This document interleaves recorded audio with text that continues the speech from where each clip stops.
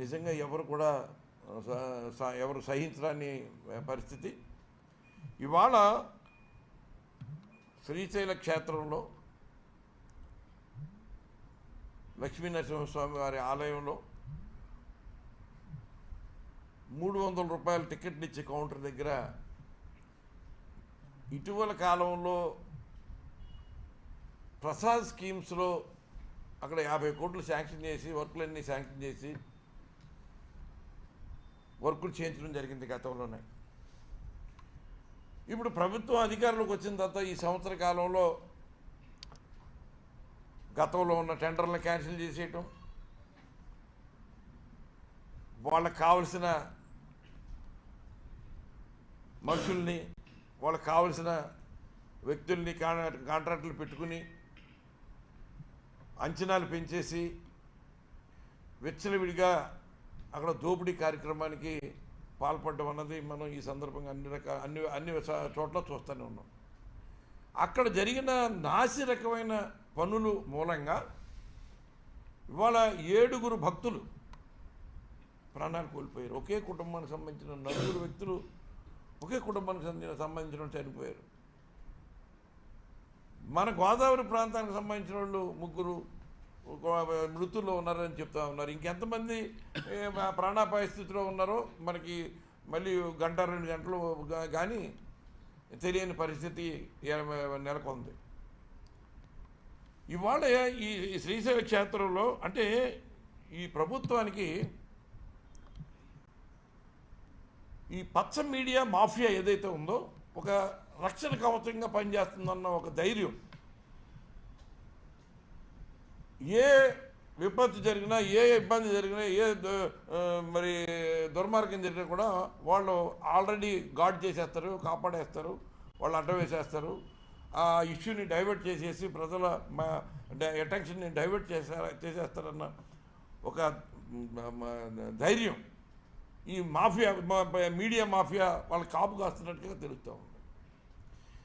నేను ఎండోమెంట్ మినిస్టర్గా ఉన్నప్పుడు విఐపీలకి లిమిటెడ్గా ఇచ్చి సామాన్య భక్తులకి ఎక్కువ పెద్ద ఎత్తున దర్శనాలు కల్పించి ఏర్పాట్లు చేసాం. ఆ సంవత్సరం అయితే గడిచిన లాస్ట్ ఇయర్ 2023 నేను ఆఖరి 2024కి ఎలక్షన్ కూడా వచ్చేస్తుంది. 22, 23 2 సంవత్సరాలు నేను చేయించడం జరిగింది. పెద్ద ఎత్తున 150,000, 160,000 మంది భక్తులు ఎంతో సంతోషంగా అక్కడ దర్శనం చేసుకుని ఎప్పుడు ఇటువంటి ఏర్పాట్లు జరగలేదు, ఇంత బాగా చేయించారని సామాన్య భక్తులందరూ చెప్తున్నారు.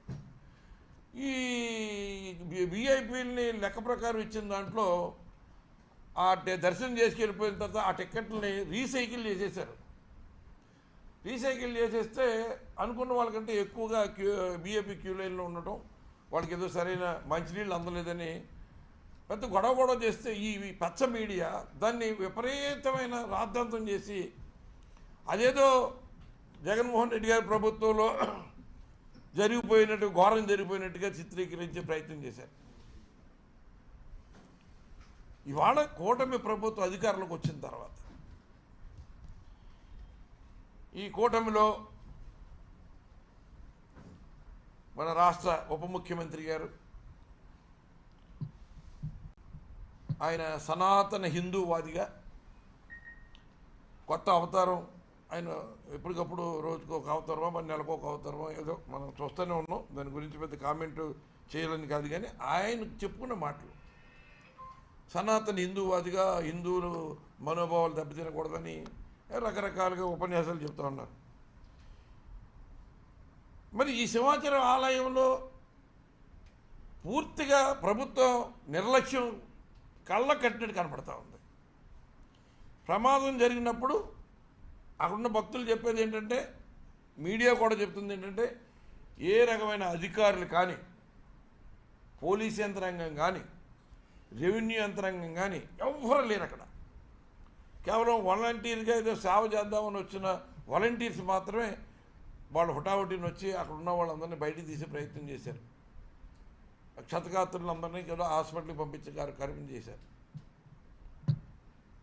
మరి ఎంత నిర్లక్ష్యం ఈ ప్రభుత్వంలో జరుగుతున్నా కూడా పచ్చ మీడియా కంటికి ఏం కనపడవు.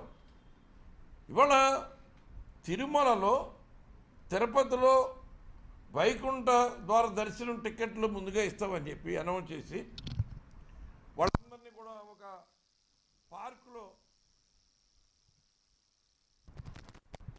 వాళ్ళందరినీ కూడా డంప్ చేసి క్యూ లైన్లు ఏమి నింపకుండా మరి ఏదైనా మరి గోదావరి పుష్కరాల్లో ఆనాటి ముఖ్యమంత్రి గారు కోసం ఒక లక్షలాది మంది ప్రజలు ఎగబడి చూస్తున్నారు అనిపించుకోవటానికి ఏదైతే సినిమా షూటింగ్ చేసి 29 మందిని చంపేస్తే కనీసం సానుభూతి కూడా తెలపలేదు.